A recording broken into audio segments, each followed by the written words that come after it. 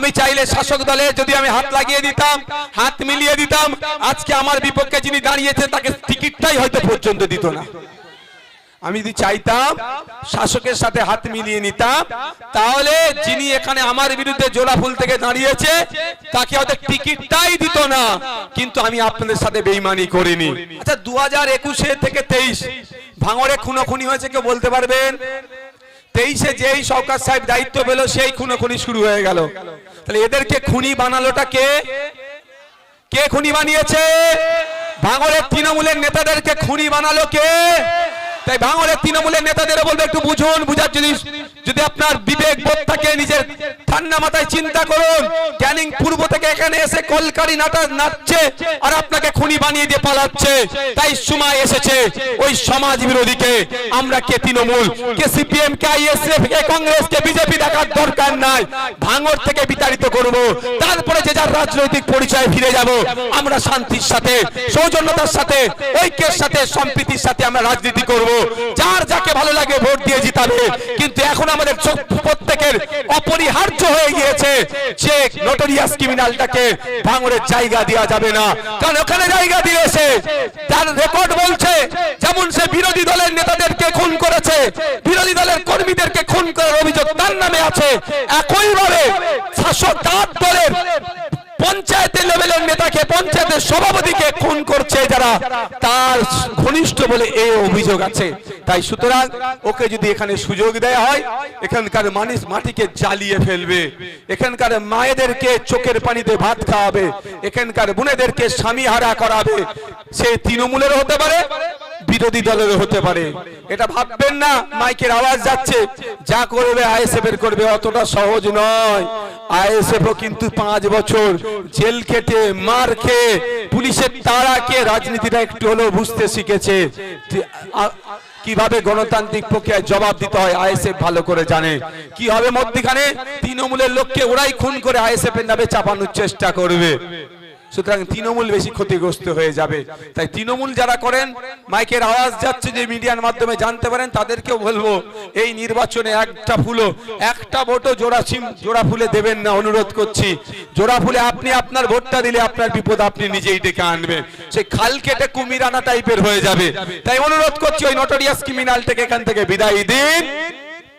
দেখবেন যে যার মতো রাজনীতি করার সেই পরিসর পাবেন। আমরা বিরোধী শক্তিকে আটকাবার পক্ষে নয়।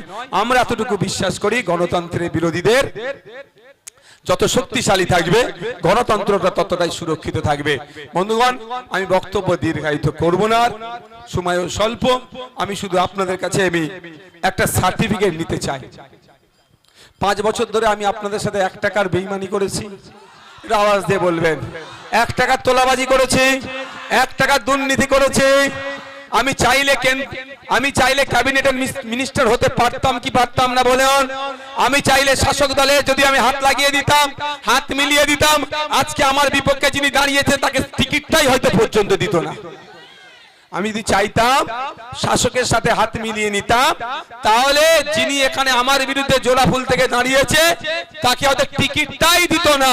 কিন্তু আমি আপনাদের সাথে বেঈমানি করিনি। এটা জোর গলায় বলতে পারবেন তো নাকি? কেউ 1 টাকার দুর্নীতি আমার নামে লাগাতে পারবে? কেউ 1 টাকার দুর্নীতি আমার নামে লাগাতে পারবে না, কারণ আমি সে কাজ করিনি, করব না। আমি দুটো জিনিস করব না, জোর গলায় বলছি। করার ইচ্ছা অনেক আছে, অনেক করেছি, আগামী দিনেও করব যদি আপনারা সুযোগ দেন। যে দুটো জিনিস আমি করব না, প্রথম কথা হচ্ছে ধর্মীয় বিভাজন আমি করতে পারবো না। ধর্মে ধর্মে লাগিয়ে দিয়ে ভোট তুলে আমি পালাবো, এ কাজ আমি করতে পারবো না। আর দ্বিতীয় হচ্ছে আমি দুর্নীতি করতে পারবো না। তাই আমার 5 বছরের রাজনীতি জীবনে একটা শব্দ কেউ দেখাতে পারবে না যে শব্দ দ্বারা কোন ধর্মের মানুষ, কোন বর্ণের মানুষ, কোন জাতের মানুষ, কোন লিঙ্গের মানুষ, কোন লিঙ্গের প্রতি আমি অবমাননা করেছি, অপমান করেছি।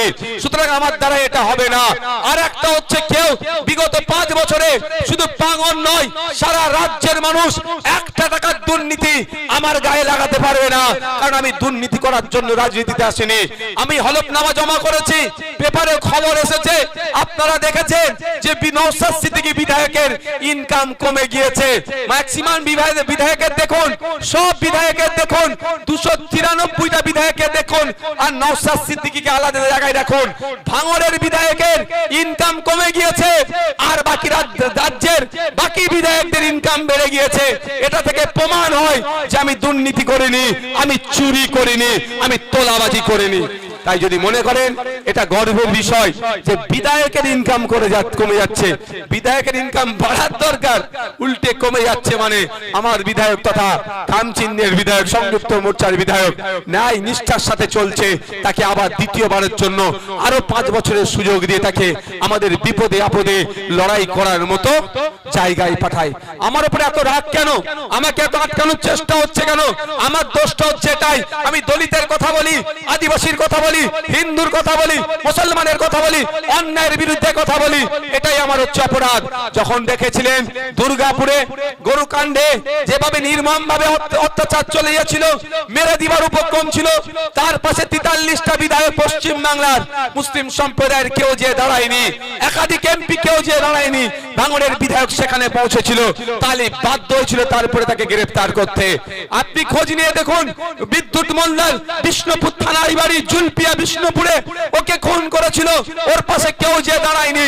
68টা দলিত বিধায়ক থাকার পরেও সেখানেও ভাঙড়ের বিধায়ক পৌঁছে গিয়েছিল। খোঁজ নিয়ে দেখুন উত্তর দিনাজপুরের চোপড়াতে, ওখানে আপনার রুমা ওরায়ের উপরে আক্রমণ চালিয়েছিল আবগারি দপ্তর, ওর পাশে কেউ দাঁড়ায়নি। 18 জন মতো আদিবাসী সমাজের বিধায়ক থাকার পরও সেখানে পৌঁছে যেতে হচ্ছে ভাঙড়ের বিধায়ককে। ফেক এসটিএসসি সার্টিফিকেট বাতিল নিয়ে কেউ কথা বলার সাহস পাচ্ছে না, সেই বিরোধিতা করছে আইএসএফ এর এই সংযুক্ত মোর্চা তথা ভাঙড়ের বিধায়ক। যেখানেই অন্যায় হচ্ছে তার বিরোধিতার জন্য প্রথম মুখ খুলছে ভাঙড়ের বিধায়ক, এটাই ওদের মাথা ব্যথা হয়ে দাঁড়িয়েছে। ওই জন্য আমাকে হারাবার ওরা চেষ্টা করছে। তবে ভাঙড়ের মানুষেরা প্রস্তুতি নিয়ে নিয়েছে, এবারে রেকর্ড ভোটে ক্যানিং পূর্বের ওই নোটরিয়াস ক্রিমিনালকে হারাবে। তাই তো নাকি? প্রস্তুত নিয়েছেন তো নাকি? এবারে রেজাল্ট বুঝতে পারবে। আর একটা কথা, ভয় দেখাতে পারে আপনাদের দুটো বিষয়। একটা কি ভয় দেখাতে পারে? যে ইভিএম মেশিনে খাম চিহ্নতে ভোট দেওয়ার আগে 2-3টে ভুল বুঝাতে পারে।